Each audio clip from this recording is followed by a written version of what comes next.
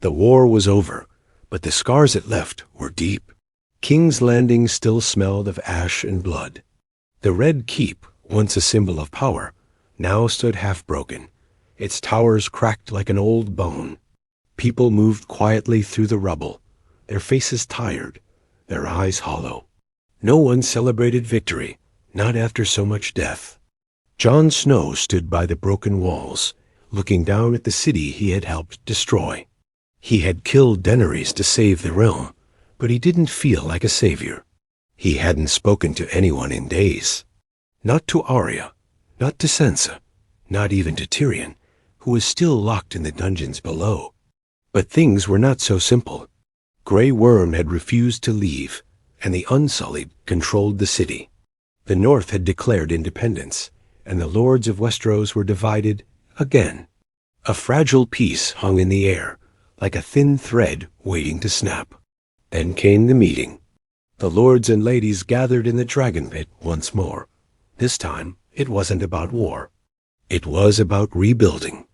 Tyrion was brought in chains, but when he spoke, even his enemies listened. "We need a council, not a king," Tyrion said. "But if there must be one, let it be someone who knows the cost of power. Someone who doesn't want it." All eyes turned to Jon Snow, but he shook his head. "I killed the queen. I cannot rule." Then, to everyone's surprise, Daenerys walked in. Alive, she was weak, her face pale, a scar across her chest where Jon's blade had pierced her. "Drogon saved me," she said softly. "Took me east, I healed. And now I'm back, not to rule by fire, but to make peace." Silence, shock, and then chaos. Some called her a demon. Others knelt. But Jon stepped forward, unsure what to feel. He had killed her. She should hate him. But she didn't.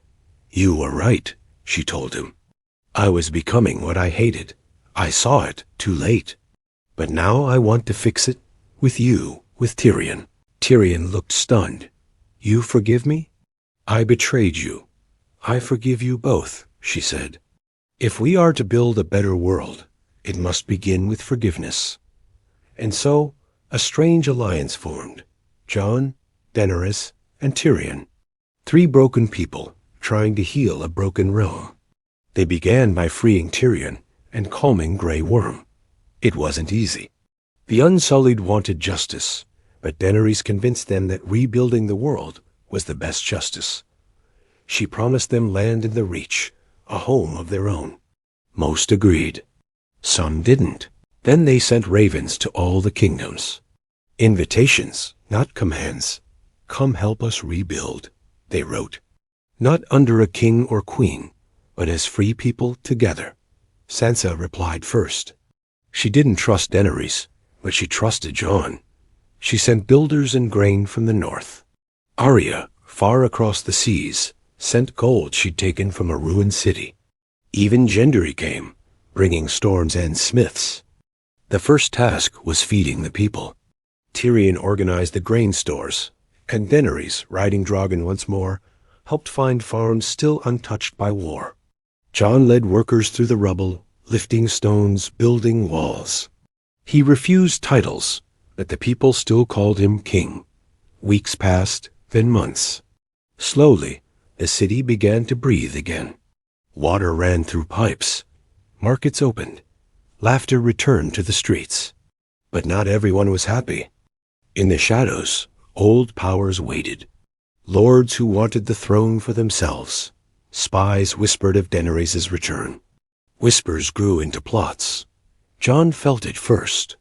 A rider, sent from the Vale, was found murdered. Then, one of Tyrion's closest advisors vanished. Daenerys, too, had nightmares of fire and betrayal. Still, they moved forward. Plans were drawn for a new council, one with equal voices from every kingdom. No Iron Throne. No absolute ruler. Just leaders working side by side. It was an idea that scared the powerful, but it gave hope to the powerless.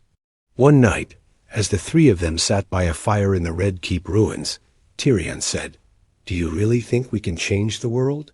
Daenerys looked into the flames. "We have to try. Otherwise, all this death meant nothing." Jon nodded. "Then let's begin." Whispers turned into warnings. By the third moon of rebuilding, word reached them. Not everyone wanted peace. A secret gathering of noble houses had met in Old Town, a council of those who believed the realm was better under one ruler. They feared the idea of shared power. They feared Daenerys' return. And they feared Jon Snow most of all. "They call you the queen that rose from fire, and him the king that rose from death," Tyrion muttered one evening, tossing down a scroll. No wonder they're terrified. Jon wasn't concerned with titles. He spent his days among the builders, lifting stone, helping orphans find homes, sharing bread with the poor. But he wasn't blind. He knew the realm didn't forgive easily. Power had always drawn enemies, like blood drew wolves. Daenerys, though calmer now, was restless. She still woke from nightmares, her hand sometimes twitching like it held a sword. Yet she buried that rage deep. She spoke softly to the people, listened more than she ordered, and let the small folk touch Drogon's snout when he landed on the city edge. But she noticed something Jon hadn't. The children feared her less than the lords did. Power shouldn't come from fear, she told Jon. It should come from trust, and trust was fragile. One evening, a message arrived from Dorne. A young prince offered support, but only if Daenerys married into his line. Tyrion laughed. "Ah, politics. The old poison in a pretty cup." Jon wasn't laughing. He didn't know what they were anymore, he and Daenerys. They talked often, even smiled sometimes. But the wound between them had never truly healed. "I don't want to marry for power," Daenerys told him later that night. "I've done that before. I want to build something pure." Jon didn't answer. He was still searching for what was left of his heart. The first real attack came days later. A shipment of food from the Riverlands was ambushed outside King's Landing. 10 guards killed, the grain burned. On the cart, they left a message scrawled in blood. "Targaryen rule ends now." It wasn't just an act of rebellion, it was a warning. Tyrion paced the floor of the small council room, maps scattered, his brow furrowed. This wasn't bandits. This was planned, paid, coordinated. Jon slammed his fist on the table. "Then we root them out." But Daenerys raised a hand. "No, if we act like rulers, we become what they fear. We must stay open. Let them speak. Let them gather. And then we show them what we're building." Tyrion scoffed. "You want to fight rulers with kindness? I want to fight fire with water," she said calmly. "Violence got us here. We can't use it to move forward." Still, Jon didn't sleep that night.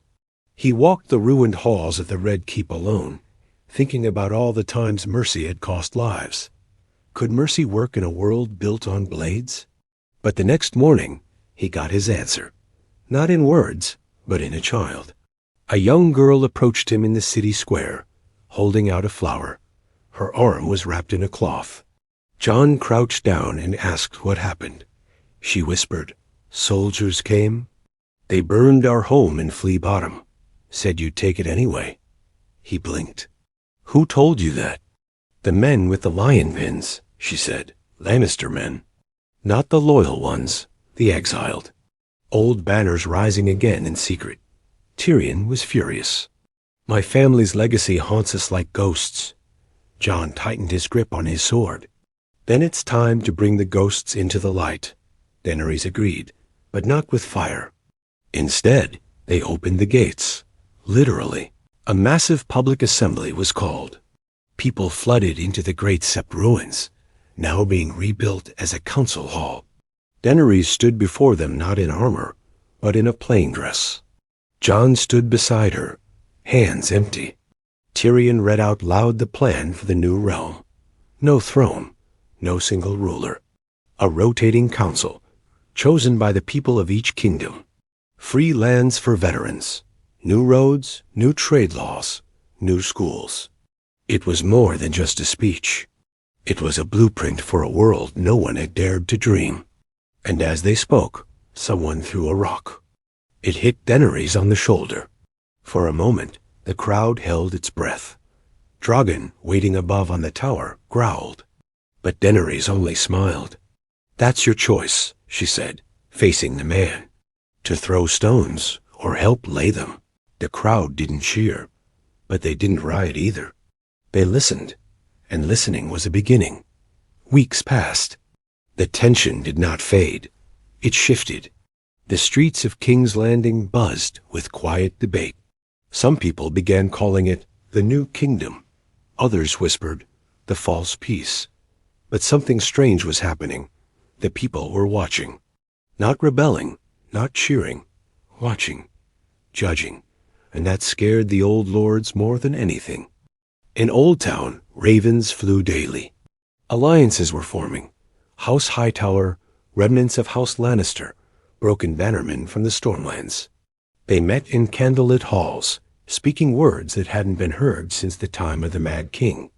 "They will poison the old bloodlines," said one. "Rule must be restored," said another. "Let the dragon fall for good."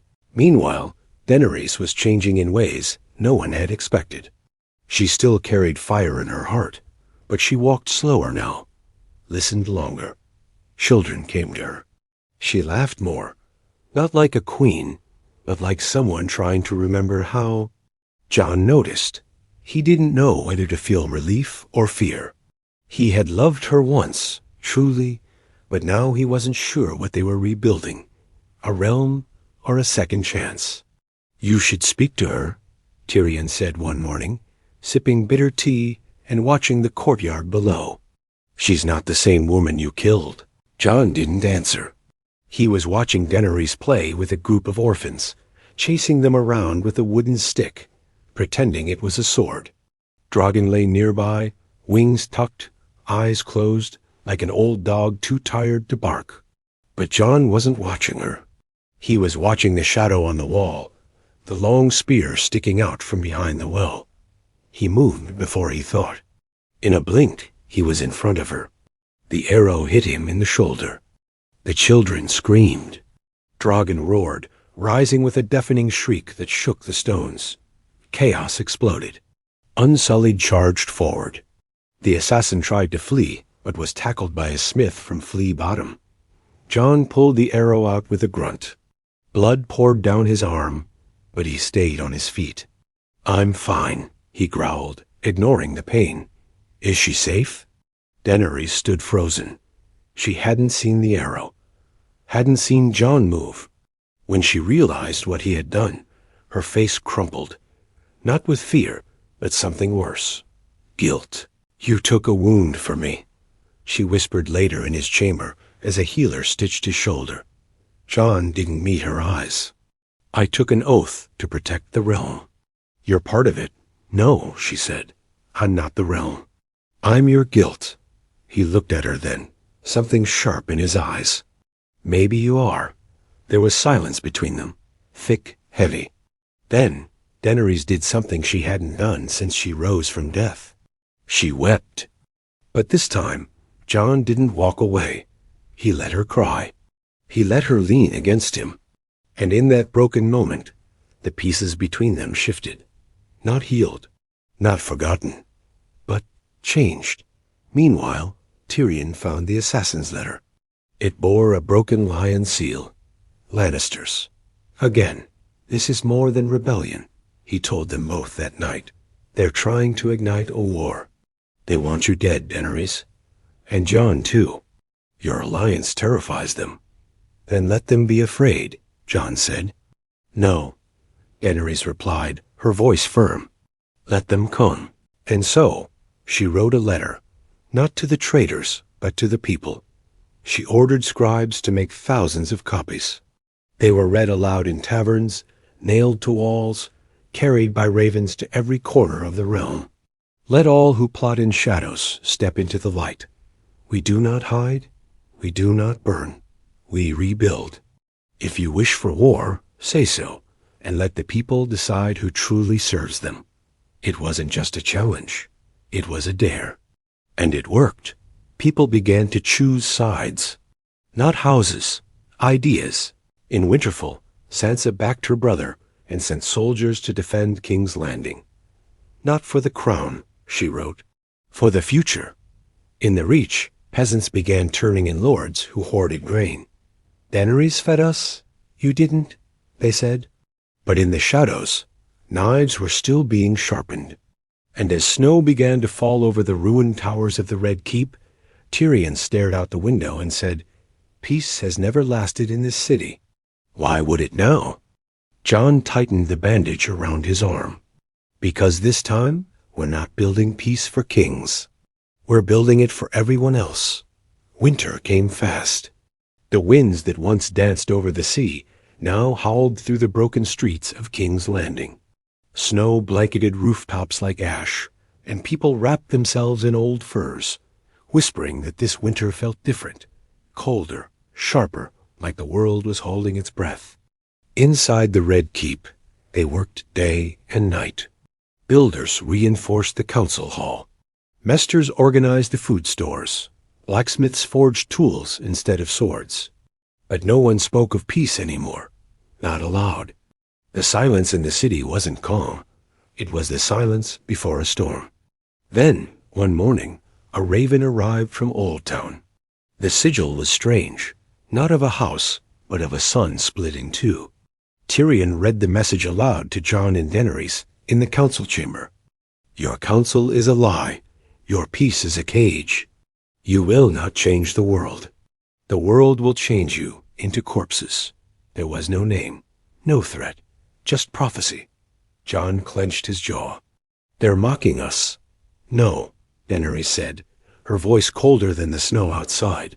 "They're warning us. They've already begun." That very night, 2 more grain stores burned. 4 guards dead, no survivors. No tracks. Tyrion suspected poison among the city's wine traders. Daenerys suspected spies among the mesters. Jon, ever silent, just rode through the snow-covered streets at night, speaking to the people, listening. What he heard chilled him more than the wind. "They say you too are pretending," an old woman told him, "playing queen and king with smiles. But they're still dying out here." Jon gave her a loaf of bread from his satchel, but her eyes stayed bitter. Even the people were starting to forget. That's when Daenerys made a choice. She left the castle. No guards, no dragon. Just a dark cloak and simple boots. She walked through the streets alone. People gasped. Some bowed, some turned away. One man spit near her feet. She didn't flinch. She walked the entire city, from the ruined sept to the Blackwater Bay docks. She didn't give speeches. She didn't explain herself. She listened. At night, she returned to the keep, her hands cold, her cloak wet with slush. "They're losing faith," she said quietly to Jon. He nodded. "Because they don't know what we're fighting anymore." Daenerys stood in front of the old iron throne room, now empty, the melted throne long gone. Just stone and shadow. "We're fighting ghosts," she whispered. "And ghosts don't bleed." But that changed when Tyrion found the spy. It was a servant boy, barely 12, sent from the Reach, raised in a loyalist household, paid in silver to poison the food carts that went to the poorest parts of the city. When they questioned him, he cried. "I didn't know it would kill children," he said. "They just told me to make her look like the Mad Queen again." Daenerys stood in silence. No one told her what to do, but she didn't burn him. She knelt, looked into his shaking eyes. "You've been used," she said, "and I know what that feels like." She set him free. Word spread faster than fire ever did. The queen who had once burned cities now spared a child sent to kill her. The streets buzzed. The wind shifted. For the first time, people began speaking her name again, not with fear, but with wonder. But peace has enemies, and they were watching. In a snow-covered castle on the coast of the Westerlands, a new banner was raised. The sun split in two over a bed of golden lions. A man stood by the fire, watching the snow fall. He was tall, gray at the temples. His armor bore no house colors, but his voice was full of venom. "Let them build their dream," he said to his bannermen. "Let them gather their sheep. Then we bring fire, the true kind, the kind that burns out hope." His name was Sir Quentin Lannister, Tyrion's cousin, forgotten by most, but now, the face of the uprising. The snow did not stop. It fell for days, turning the city into a white graveyard. But King's Landing did not sleep. It braced itself.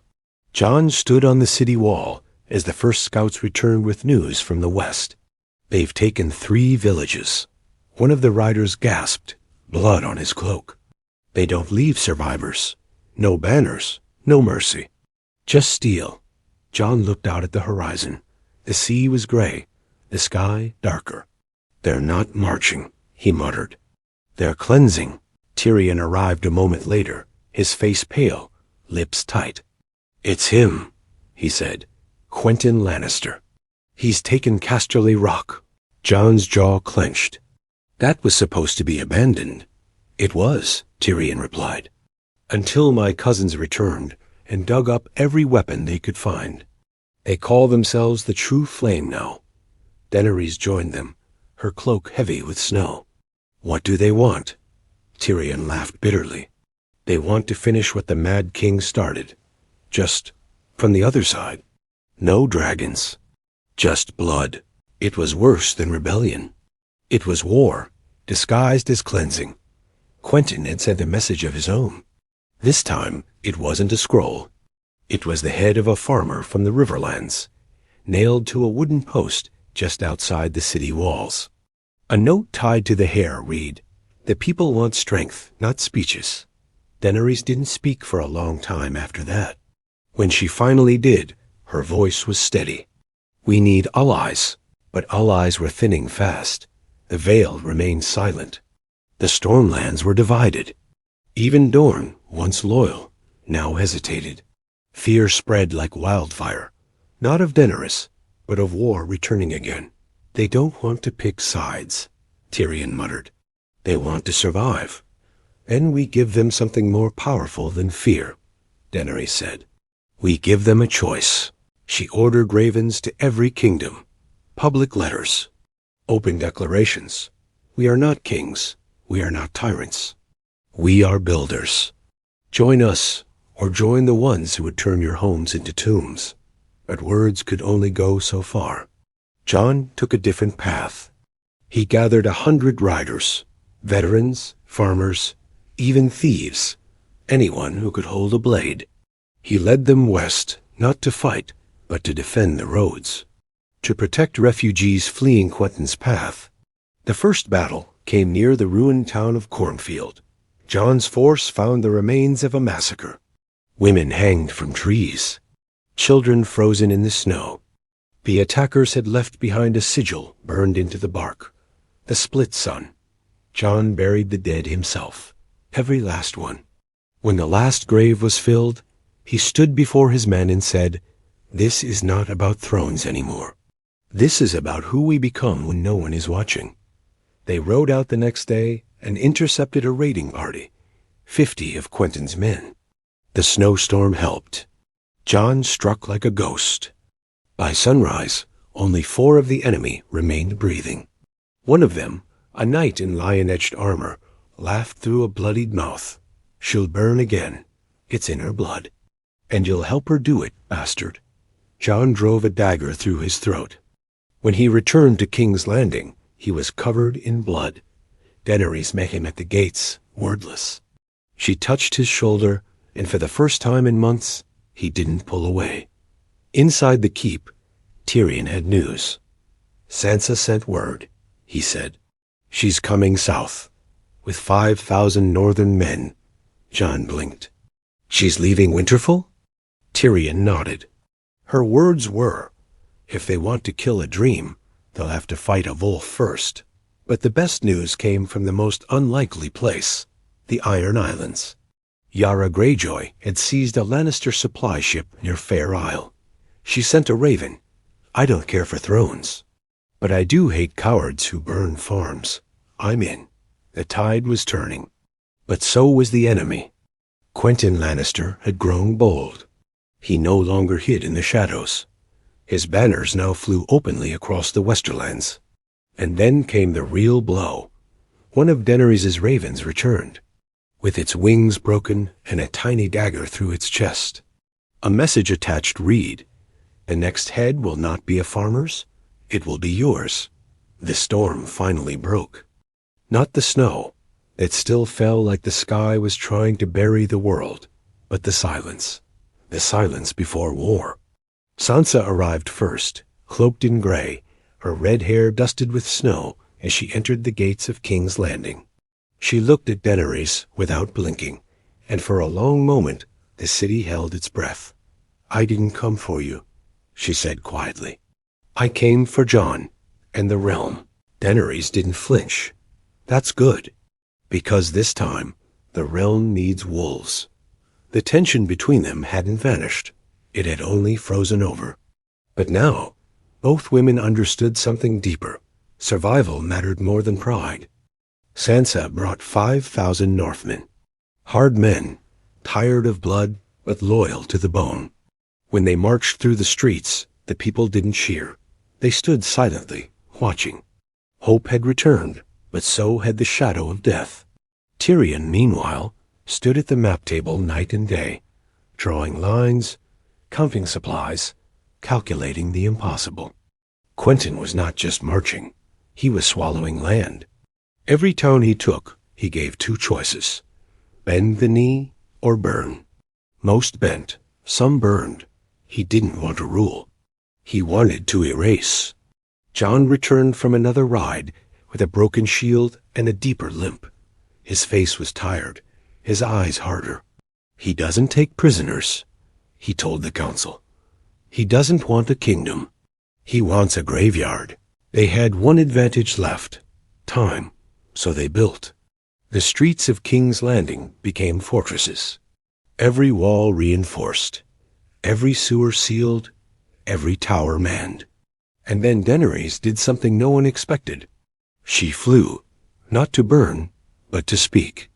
She climbed onto Drogon's back and flew across the south, from the Reach to Dorne, not as a conqueror, but as a symbol. She didn't shout orders. She didn't carry swords. She simply appeared. Villages where fear had taken root stopped in their tracks when they saw her shadow.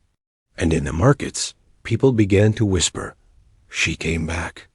And she didn't burn us." Tyrion smirked when she returned. "You finally understand the power of stories." "No," she said. "I finally understand the power of restraint." But Quentyn knew what she was doing. And he didn't care. He sent his own messenger this time. A boy, no older than 9, trembling with a torn banner in his hands.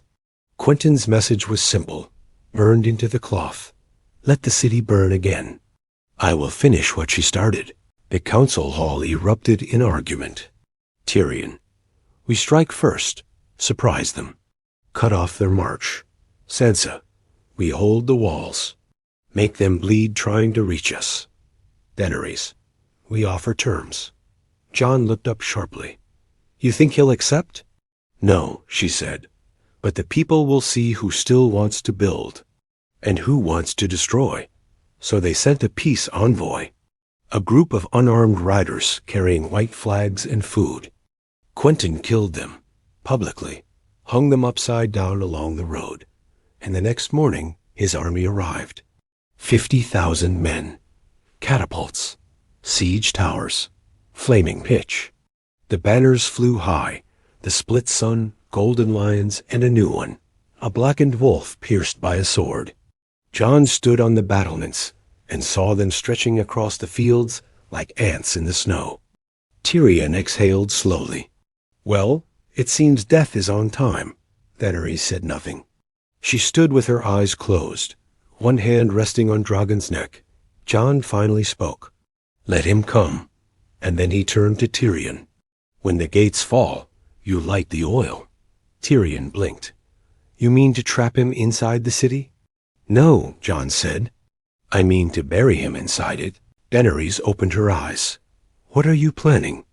Jon looked at her. "I've killed for peace, burned for justice, lied for the realm. Now I'll bleed for it." And as the first flaming stone flew through the sky and shattered against the outer wall, the battle for the new kingdom began. The first night of battle was chaos made flesh. Flaming stones smashed into the outer walls. Arrows darkened the sky. Screams echoed across the city, blending with the howls of winter wind. Fires lit the snow red, as if the gods themselves had torn the sky and let blood pour over King's Landing. But the gates held. Jon had fortified them himself, stone by stone. He stood atop the ramparts, sword in hand, barking orders as snow and ash covered his black cloak. His shoulder still ached from the old wound, but he ignored it. There was no time for pain, only duty. Quentyn's army hit like a tidal wave. Siege towers rolled forward, ladders scraping the walls. His soldiers climbed, shouted, stabbed, only to be thrown back by boiling oil and volleys of spears from the Northmen, the unsullied, and even the common folk. Women fought beside soldiers, farmers beside knights. This was not the war of kings. This was the war of the people. Inside the city, Tyrion led the defense like a mad conductor. Every alley was a trap, every market square a killing ground. He had turned the city into a labyrinth of fire and blood. And in the skies above, Drogon returned, not as a weapon of destruction, but as a guardian. Daenerys rode low, flying over the walls, not raining fire blindly, but striking precisely. She burned siege towers. She smashed catapults. But she did not attack the soldiers fleeing in fear. This time, her fire had purpose. But Quentyn, he did not fear dragons. He craved them. At dawn, his trumpets blew again.